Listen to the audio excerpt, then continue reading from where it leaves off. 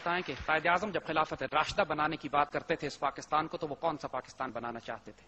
غیرت جو مسلمان بادشاہوں کی ہمیشہ سے آنر اور ڈگنیٹی کا سائن رہا ہے. سلطان عبد الحمید خلافت عثمانیہ کے آخری سلطانوں میں سے ایک سلطان، اس وقت جب یورپ میں خلافت عثمانیہ کو سک مین آف یورپ کہتے تھے. اس وقت پوری مغربی طاقتیں مسلمانوں کو تباہ کرنے کے لیے یلغار کرتی چلی آ رہی تھی. اس وقت بھی انہوں نے اسی طرح کی توہین کی تھی حضور صلی اللہ علیہ وسلم کی شان مبارک میں، جس طرح ڈینش کارٹونز اور سویڈن اور ناروے میں یہ خرافات اور بلاسفیمی کرنے کی کوشش کرتے ہیں. لندن اور نیو یارک میں، لندن اور پیرس میں انہوں نے ڈرامے بنائے جس میں حضور صلی اللہ علیہ وسلم کی شان مبارک میں گستاخیاں کرنی تھی. انہوں نے پوری امت مسلمہ میں بے چینی پھیل جاتی ہے. خبر سلطان عبد الحمید تک پہنچتی ہے. سلطان عبد الحمید کمزور مسلمان خلافت ٹوٹنے والی ہے. جلال میں آتے ہیں، برٹش فرینچ امبیسڈرز کو بلاتے ہیں، صبح بلاتے ہیں، شام تک بٹھا کے رکھتے ہیں اپنے مہمان خانے میں. اس کے بعد شام کو ملنے جاتے ہیں ان سے تو بیٹل آرمر میں ہوتے ہیں، پورا میدان جنگ کا لباس پہنا ہوتا ہے، تلوار نکال کر بیچ میں رکھتے ہیں اور کہتے ہیں اگر اگلے ہفتے تک یہ ڈرامے بند نہ ہوئے تو ترکی، فرانس اور لندن پہ، یورپ پہ جنگ مسلط کرنے والا ہے. اگلے دن ڈرامے بند کر دیے جاتے ہیں.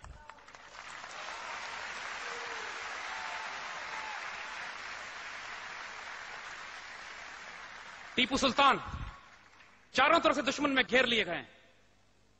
ان کا ایک نوکر، کوئی ملازم، کوئی غدار ان کو مشورہ دیتا ہے کہ ہتھیار ڈال دیں، انگریزوں کے آگے اپنا تعارف کرا دیں، بتا دیں کہ آپ کون ہیں، شاید یہ آپ کو معاف کرتے ہیں. سلطان جلال میں اس کو دیکھ کر کہتا ہے، وہ تاریخ کے الفاظ قیامت تک اب یاد رکھے جائیں گے، شیر کی ایک دن کی زندگی گیدڑ کی 100 سال کی زندگی سے زیادہ عزیز ہے.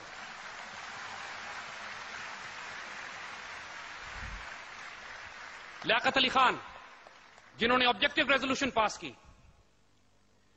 اس وقت اسرائیل کروڑوں روپیہ لے کر پاکستان پہنچتے ہیں. اسرائیلی لیاقت علی خان سے رابطہ کرتے ہیں اور کہتے ہیں کہ ہم پاکستان کو امیر ترین ملک بنا دیں گے، ہم پاکستان کو جو مرضی امداد آپ کو چاہیے. یہ یاد رکھیے گا، یہ وہ پاکستان ہے کہ جو کشمیر میں جنگ کر رہا ہے، جہاں 50 لاکھ مہاجرین پاکستان پہنچے ہیں، 50 لاکھ شہداء راستے میں دیے ہم نے. ہمارے پاس کھانے کو نہیں ہے، فوج نہیں ہے، اکانومی نہیں ہے، انڈسٹری نہیں ہے، گورننس نہیں ہے، سول سروس نہیں ہے، صرف ہمارے پاس جو چیز ہے وہ غیرت ہے.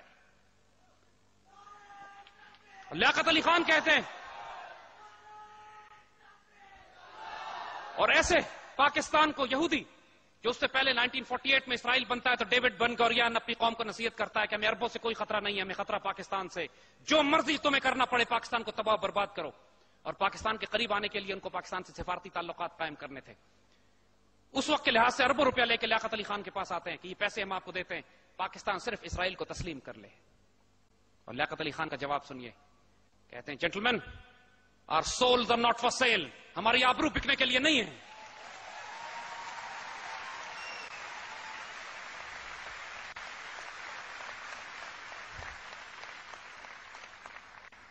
میرے بچوں، ہم نے آپ کو خلافت راشدہ کی مثالیں دی.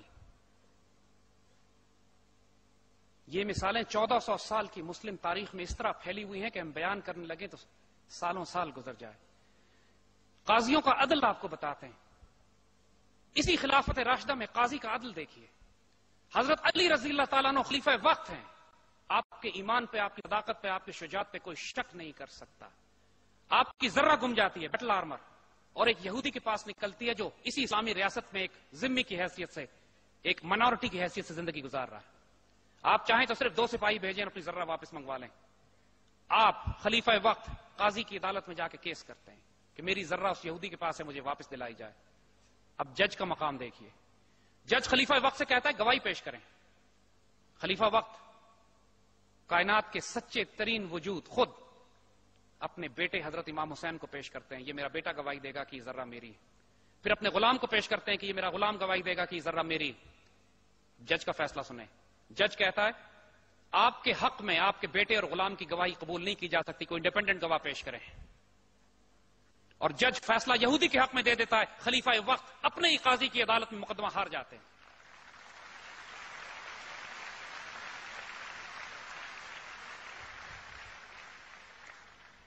میرے بچوں، آج ہم جس پاکستان کے ساتھ کھڑے ہیں، جو پاکستان ہمیں آج تحفے میں ملا ہے، ایک بات ذہن میں رکھنا، یہ پاکستان، اس میں کوئی شبے کی بات نہیں ہے کہ اس پہ سایہ خدائے ذوالجلال بھی ہے، اور اللہ کے رسول صلی اللہ علیہ وآلہ وسلم کا خاص روحانی فیض بھی.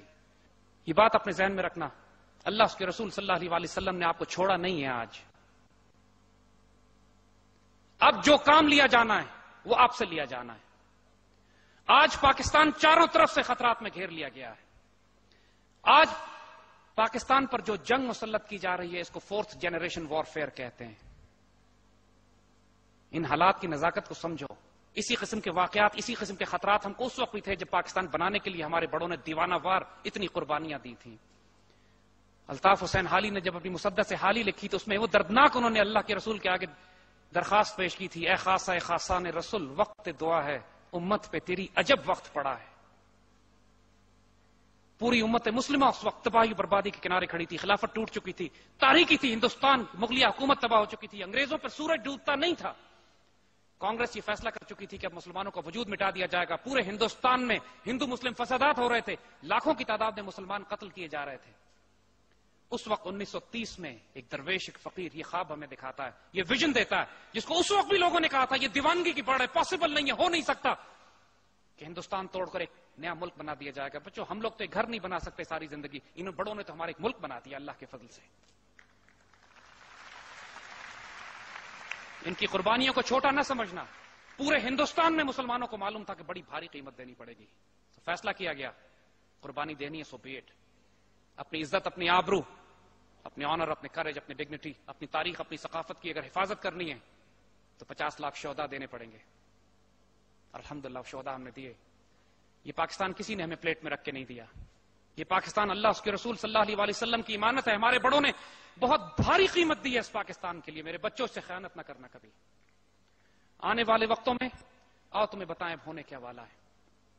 پاکستان کو اس وقت چاروں طرف سے گھیر لیا گیا ہے. This is called the 4th generation war. First generation war یہ تھی جو پہلی جنگ عظیم، جہاں پہ ٹرینچ وار فیئر ہوتی تھی، فوجیں اس طرف بھی ہیں اس طرف بھی ہیں، ایک دوسرے پہ فائر کر رہے ہیں، صرف فوجی مرتے تھے. سیکنڈ جنریشن وارفیئر دوسری جنگ عظیم، جہاں پہ aircraft carrier, battleships, mobile warfare جو پوری دنیا میں پھیل کے انہوں نے جنگیں برپا کی لیکن کنونشنل عام ہتھیاروں سے. تھرڈ جنریشن وارفیئر جو نیوکلیر ایج میں، جہاں پہ cold war, NATO, Soviet Union, ان کی فوجوں کا تصادم ہونے کا اندیشہ کہ ایٹمی جنگ ہو جائے گی. اور 4th جنریشن وارفیئر کہ جو انہوں نے جس کا استعمال انہوں نے پہلے یوگوسلاویا پہ کیا. یوگوسلاویا ڈاکٹرن جس کے مطابق یورپ کے بیچ میں ایک پرو سوویٹ ملک تھا جس کو انہوں نے فیصلہ کیا کہ اس ملک کو ہم نے توڑ کر اب چھوٹا چھوٹا کرنا ہے. پہلی جنگ عظیم کے بعد جب انہوں نے خلافت اسلامیہ کو توڑا تو اس کے 50-60 مسلمان ملک نکال دیے اس میں سے. وہ پہلا ورلڈ آرڈر جو انہوں نے قائم کیا جس میں ایک طرف کمیونزم اور ایک طرف کیپٹلزم تھا، ایک طرف ڈیموکریسی تھی ایک طرف ڈکٹیٹرشپ تھا، یہ دونوں کفر کے نظام جو انہوں نے قائم کیے فرسٹ ورلڈ وار کے بعد، اس کا اختتام ہوتا ہے 20ویں صدی کے آخر میں جب سوویت یونین ٹوٹ کے الگ ہو جاتا ہے، جب ان کا کمیونسٹ بلاک کولیپس کرتا ہے، جب ڈکٹیٹرشپ کولیپس کرتی ہیں، جب ان کے پاس صرف ایک کیپٹلسٹ ڈیموکریٹک ماڈل باقی رہ جاتا ہے جو خود کولیپس کر رہا ہوتا ہے. اس وقت یہ فیصلہ کرتے ہیں کہ اب دنیا پر ہم کو مزید ایک نئی جنگ مسلط کرنی ہے. اس دنیا کے وسائل پر قبضہ کرنے کے لیے، اس کے ذخیروں پر قبضہ کرنے کے لیے، اس کے تیل کے ذخائر پر، گیس کے ذخائر پہ، آبی راستوں پر، واٹر ریسورس پر، ایگریکلچر لینڈ پہ. اور یہ اللہ تعالیٰ کا کرم اور احسان دیکھو. اقبال جب کہتے ہیں کہ نیل کے ساحل سے لے کر تابہ خاک کے کاشغر، تو افریقن شور سے لے کر سینٹرل ایشیا تک پوری دنیا کی فوڈ باسکٹ یہ مسلمان خطہ ہے. One geographic contiguous block, this is one Muslim land, جس میں تمام دنیا کے آبی راستے، چاہے وہ جبرالٹر ہو، چاہے باسفورس ہو، چاہے وہ سوئز ہو، چاہے وہ ہارن آف افریقہ ہو، چاہے وہ پرشین گلف ہو، چاہے ملاکا اسٹریٹس ہو انڈونیشیا کے پاس، یہ تمام آبی راستے مسلمان کنٹرول کرتے ہیں. دنیا کے 80% تیل اور گیس کے ذخائر ہمارے پاس ہیں. پوری دنیا کے 80% غلہ اس خطے میں پیدا ہو سکتا ہے. پوری دنیا کی سب سے غیرت مند قوم اور اللہ کے رسول کے امتی اس خطے میں بستے ہیں.